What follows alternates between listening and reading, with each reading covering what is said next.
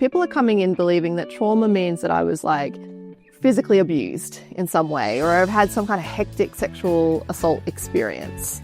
And of course that's part of the picture, but it's often not the whole picture. So trauma isn't just about that stuff.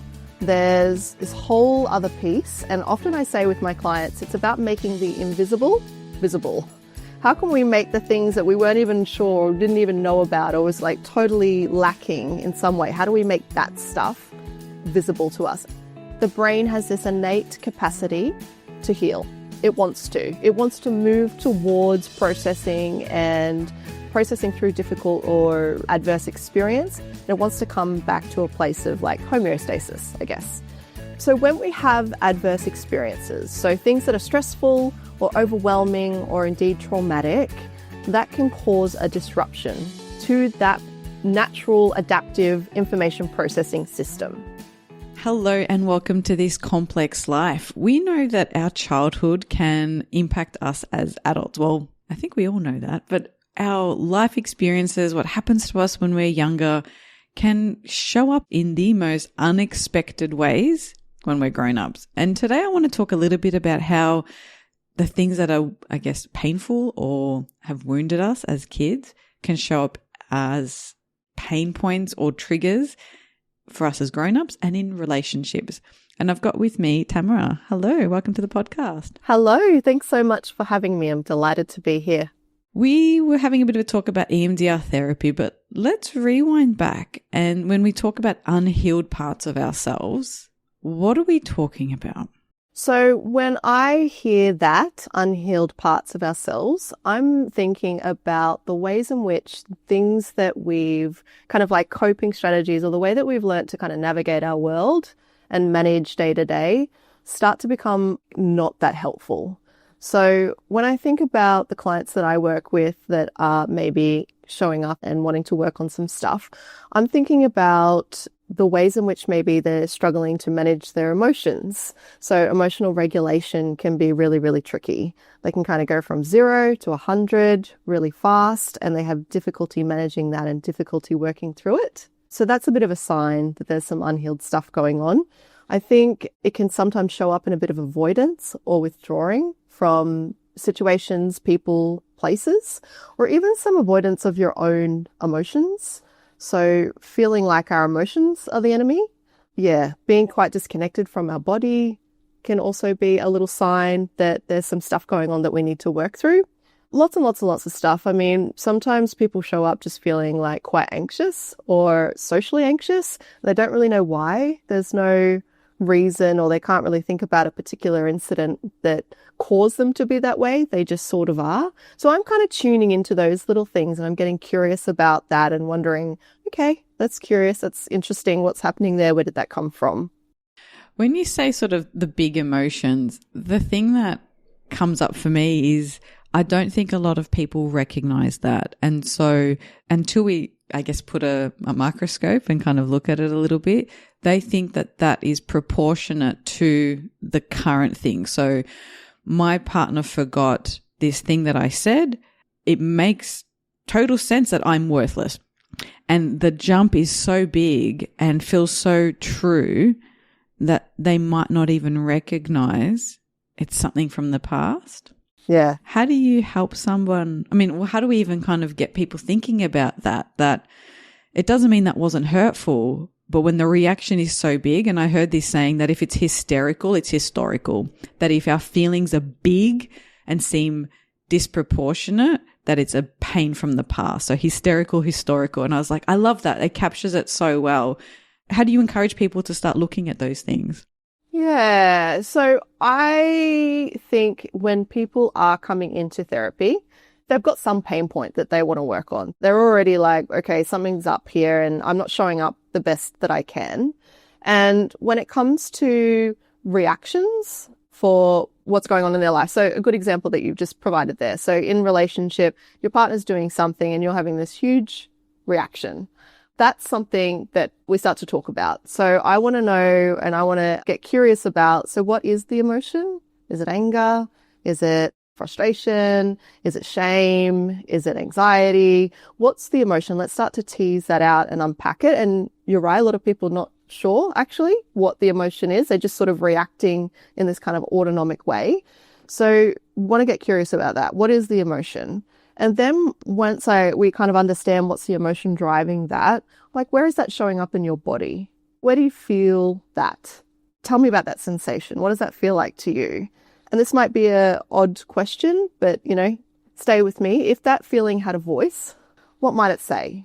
And that can be like the body. There's a lot of wisdom in the body. And when helping people to make sense of why they're reacting in certain ways in the here and now, their body's holding that story. So that's a really good way to kind of start to bring that awareness around emotions, body sensations, what the body is telling them, what the body is driving them to do.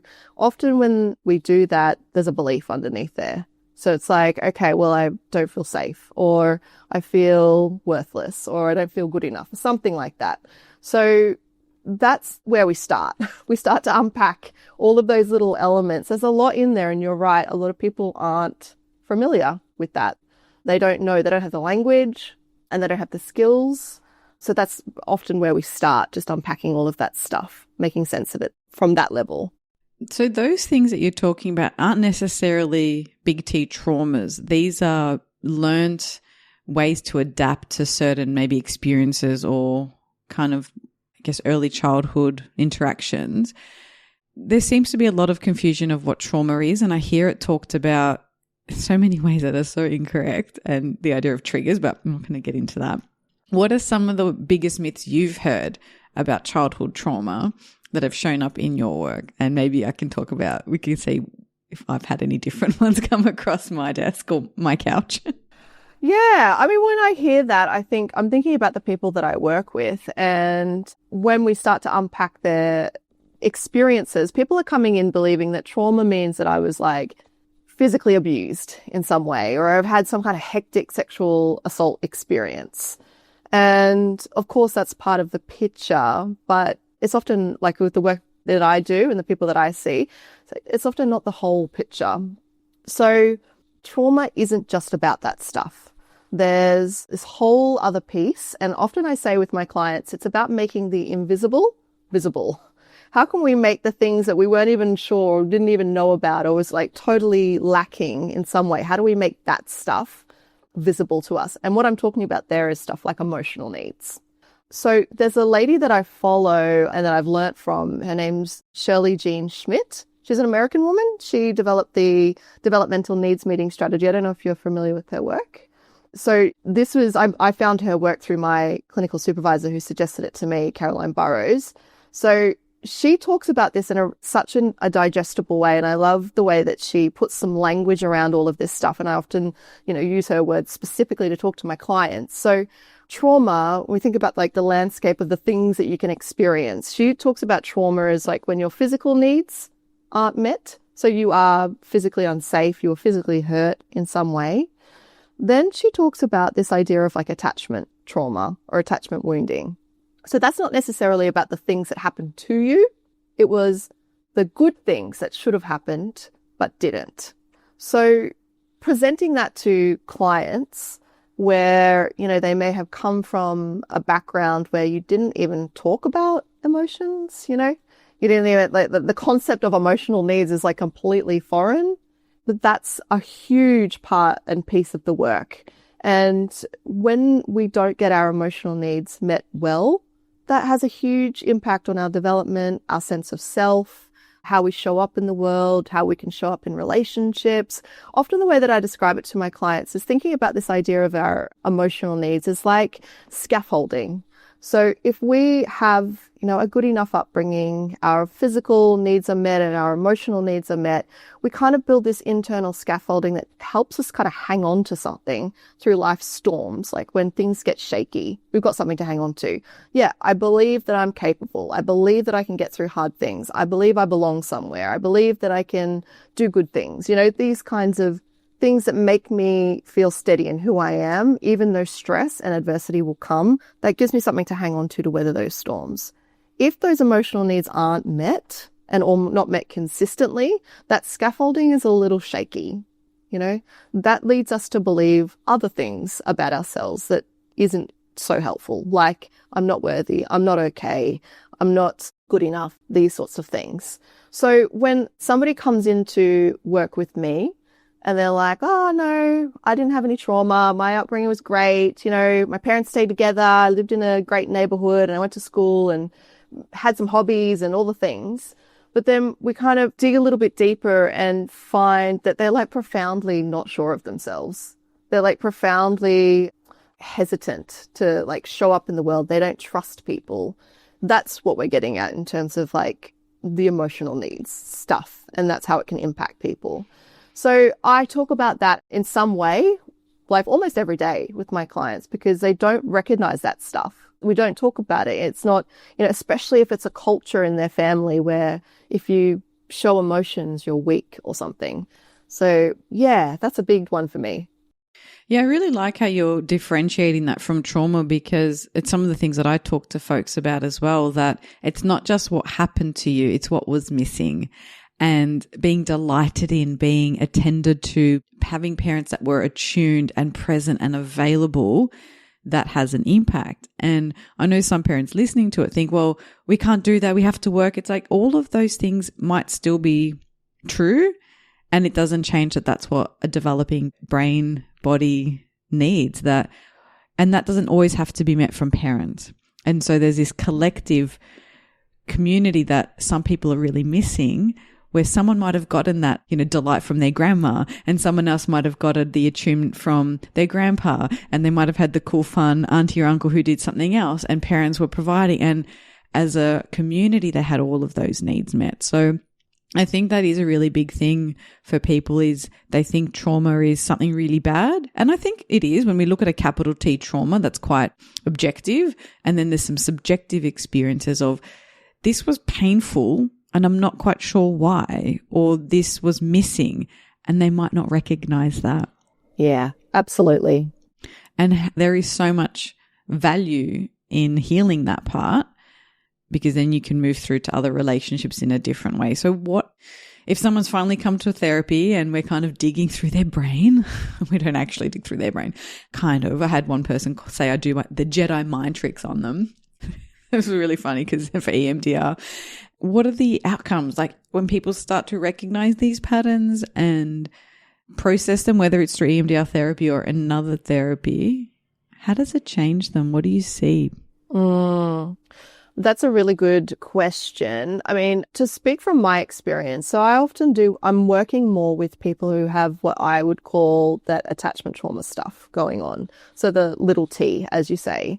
So it's not necessarily that they've been through these big adverse experiences. They were just kind of ticking along, and maybe things were like kind of bad every day. They didn't have anyone there to check in with them, and, weren't getting their emotional needs met, that sort of stuff. So when I'm working with somebody like that, the work does look a little bit differently. So really the first thing that I want to try to understand and get them on board with is this idea of the like internal scaffolding, and how strong is that, how steady does that feel? And through kind of strengthening that internal scaffolding, we're working with what we call resourcing in EMDR. So I want to be able, and I want to be curious and exploring what are the resources this person kind of has available to them already. They've lived a life. They know some things, of course. They're the expert in their experience. What's the good things that kind of make them feel good or light them up, or, they feel proud about, or they feel like is a positive in their life? So we want to start to wake that up. We want to get that good gear, like, activated and going, as Tracy Lynch would say. So once we start to kind of activate that good gear, and we've got that person kind of waking up the good stuff they've got and the scaffolding that they've got, we can then start to incorporate some of the other elements of EMDR to work on specific incidences or representational incidences that they may have had, which led to the development of the way that they feel or the way that they've been coping. So It's kind of like I see it as sort of like a partnership in those two things. We want to kind of wake up the good stuff as well as identify what were the experiences that led to the development of not feeling great about oneself. So once we've got that sort of stuff going and we're able to target some of those representational images or those experiences that were overwhelming or adverse or stressful in some way, see profound change, actually, absolute profound change. We've seen some of the clients that I've worked with go from, being quite upset and distressed over certain things through to a place of, actually, I know that was bad and I know that shouldn't have happened to me. I know I didn't deserve that, but I know it's in the past now. And linking their resources and their good gear with that adverse experience that went through is actually a profoundly shifting experience to go through. And symptoms, anxiety, depression, even substance issues, all this stuff starts to kind of dim down in intensity once we go through this process enough and do enough of this work. So really quite life-changing stuff. Okay. Isn't it, really? I mean, it's incredible. I feel incredibly privileged to do this work and to have witnessed the level of change for the people that I work with. Yeah, me too. It's been so great to see. And especially even just the awareness, like you said, some really bad things happened to me and it wasn't my fault. And I think that is the key thing is some of us hold those stories of various things and they can be very minute. There could be a teacher in primary school said something to you and so you've taken that story to mean I am shit at art or nothing I do will be good. And you can pinpoint it down to one or two memories that then create not a self-fulfilling prophecy, but can create more situations in which that gets reinforced because either you're so scared to try because you don't want to get it wrong, so your effort isn't your best. So then, of course, you're going to get the feedback that it's, not your best work, and then that reinforces, see, I'm no good at it. So we have these dances that we play with parts of ourselves. Yeah, absolutely. Yeah. So now as a convert to EMDR therapy, it's a very mysterious thing for a lot of people. How do you explain, like if someone calls up and they're like, I want to do some EMDR therapy with you or you came recommended, how do you actually explain to them in your words, like what do you say to people about what happens in a session or what that might look like? So I always go back to talking about the underpinning model or theory that informs EMDR. So I'm talking about something called the adaptive information processing theory. So this theory informs our EMDR work, but basically it's this idea that the brain has this innate capacity to heal. It wants to move towards processing through difficult or adverse experience. And it wants to come back to a place of like homeostasis, I guess. So when we have adverse experiences, so things that are stressful or overwhelming or indeed traumatic, that can cause a disruption to that natural adaptive information processing system. So the way that I like to explain it is if we think about the body works similarly, right? So if you get a cut on your hand, the body will naturally move towards wanting to heal itself. You don't have to tell it what to do. It just does it. And we think that the brain works similarly. It wants to move towards resolving this difficult material, but traumatic memories are stored differently in the brain. They can be stored in these kind of different isolated memory networks. So if you think back to the body and you've got your cut, if you had something in there, like a splinter or a foreign object or whatever, it's not going to be able to keep healing. It might get stuck. So it's the same kind of idea in the brain and with our adverse experiences. They're a bit stuck, like a splinter. So when that occurs, when we've got those stuck bits, it can feel like that memory or that experience is happening again and again and again. You're reliving it over and over and over. It just keeps being activated quite easily. That's where we come to things like mental health issues. So anxiety, depression, drug and alcohol stuff, panic. That's where this stuff all kind of comes into it. So from an AIP model, so if we removed that splinter, which is what we use the EMDR for, then we can kind of kickstart the brain's natural ability to want to move towards resolving that experience. And we kickstart the brain with something that we call bilateral stimulation.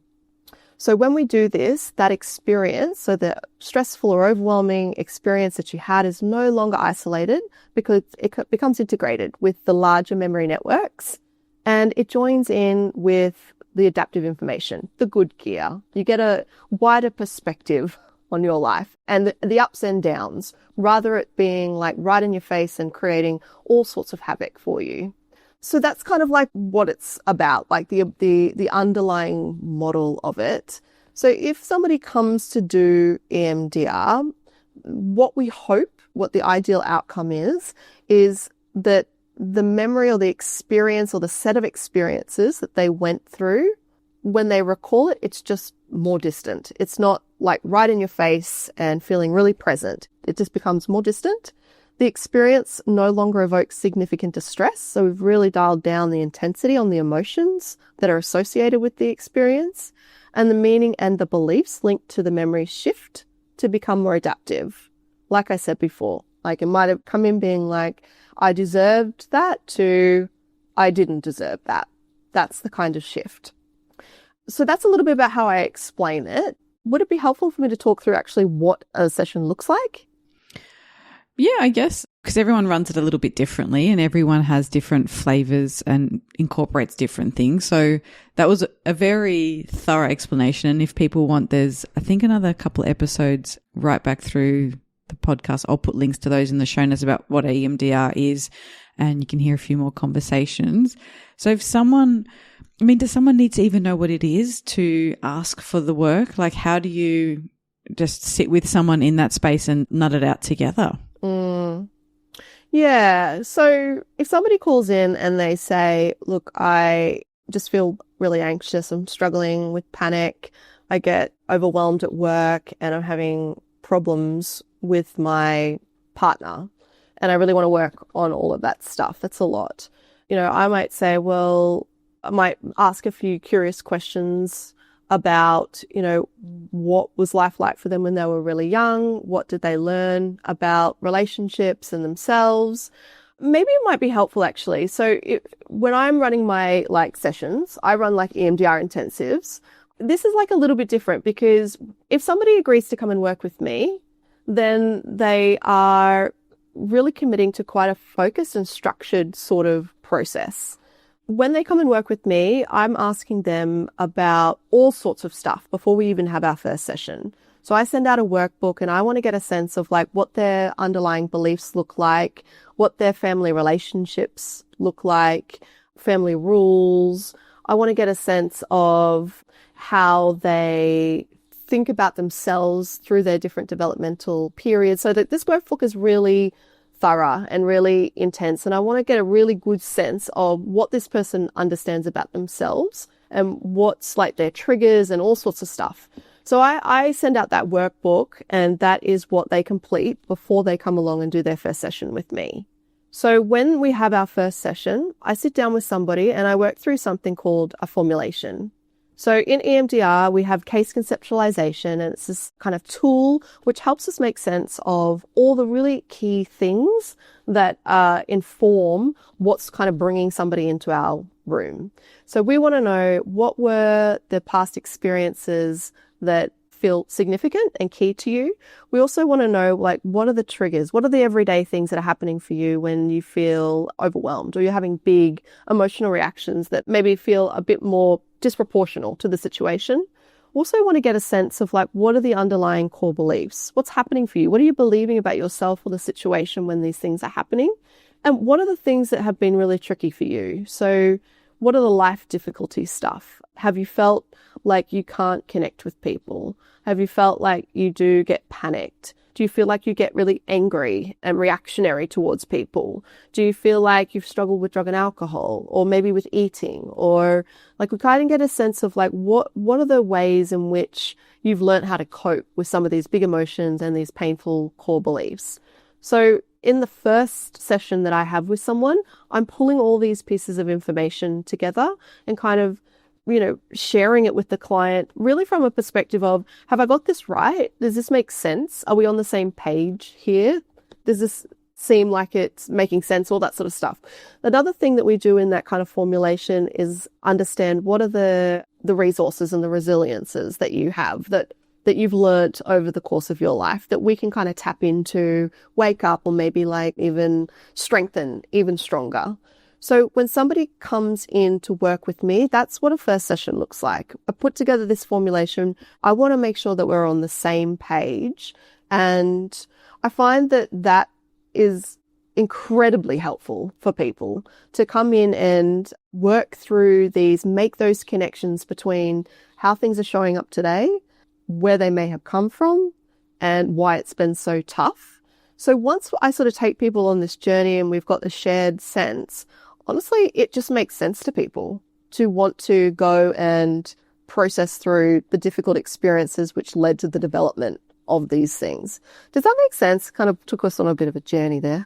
Yeah, I mean, it's very similar to how I run my intensives, but it's helpful, I think, for people to understand that it can be quite structured, and that works really well for some people. There are different types of therapies that are really suitable for different seasons of your life and different things that you're trying to look for. So EMDR intensives can be really great if you've got a really great connection with a different therapist and there's a stuck point. Sometimes that's where I get some of my referrals. I might do a 2-week intensive with someone on a couple of particular things and then they re-engage back with their previous therapist. And so there's this flexibility in that. And I think, I mean, as a busy professional, if I had an issue, I just want to kind of get it over and done with. I'd be like, great, let me take some annual leave. Let me get through all of this stuff and then piece me back together and I'll continue on with life for a little bit. So the intensives do offer some of that. Like it's intensive, so you can actually progress quite quickly. I know when I run them, 2 weeks, it's 6 sessions, 6 double sessions, that's almost 12. If someone is coming fortnightly, which is usually people's budget, even if sometimes weekly would be better, that's 24 weeks worth of therapy in 2 weeks. That's 6 months. And so the progress you can get when you're not interrupted with the, how was your day? What's been happening this week? Anything new? And the sort of the stuff that can come up. It's so, so powerful. Absolutely. I couldn't agree more. Yeah. And I think too that just to kind of come back to your point around, that this is a very intense and a very focused way of working. We can get through a lot and it can be incredibly helpful. It is true that it isn't necessarily for everybody and it might not be right for where you're at right now, but it could be something to work towards. And it also means kind of understanding what your own preferences are. Some people want to come along and build up that relationship over time, the way that they process information, the way that coming in for weekly or fortnightly sessions just makes more sense to them. And then other people who just kind of really want to just jump in and work in that more focused way.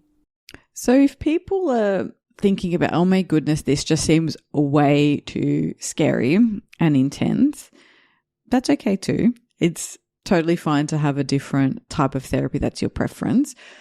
If someone's listening and they're like, oh, maybe this memory or this thing that's popping up, this feeling of inadequacy, it's usually something around too much, too dumb, not enough, those kinds of, if you have those reoccurring sort of beliefs, there's a good chance it's rooted somewhere in your history and they're just too scared to go there. What's something that people can maybe, like a little DIY tip, something that they can just test out or read about that might be a nice, more palatable first step into understanding what's behind that? Do you have any go-to resources?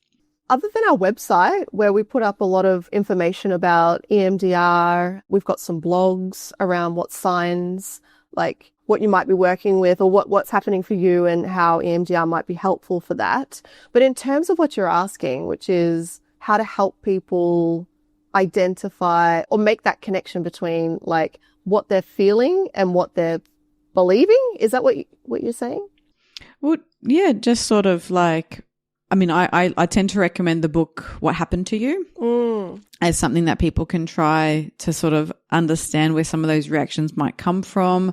I might encourage people to think about, just notice that reactivity and that phrase it, hysterical, historical, like, oh, is this because this moment is genuinely that painful, or is it poking at something that is more sensitive to me? Do I have a sensitivity to this?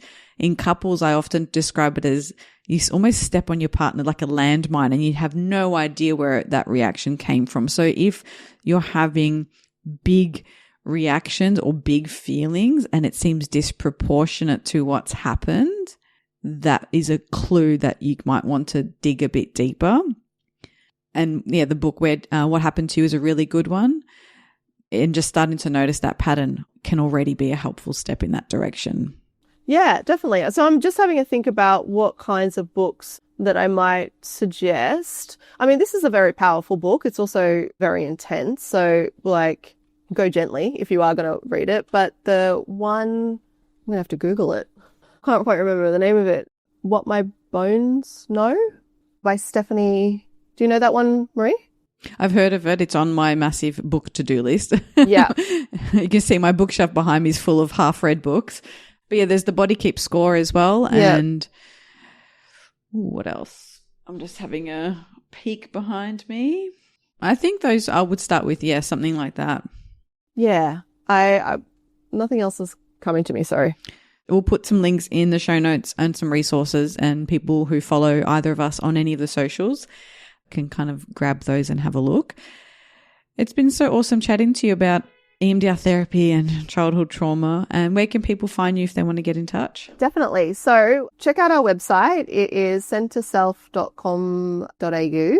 Lots of information in there. You can also email me at Tamera, Tamera, at centreself.com.au. Flick me an email if you like. I would love to hear from you and chat more about how EMDR could be helpful for you. Great. Thanks so much. Okay. Thank you. Thank you for listening. To keep the conversation going, head on over to Instagram or LinkedIn and follow me. If you'd like to keep updated with episodes and other interesting things happening in mental health, join my weekly This Complex Life newsletter, where I'll share tools, tips and insight. There's a link in the show notes. Got a question you want answered? Shoot me an email or a DM. I'd love to hear from you. And if you enjoy the show, I'd really appreciate it if you could leave a rating and a review. It helps other people find the podcast.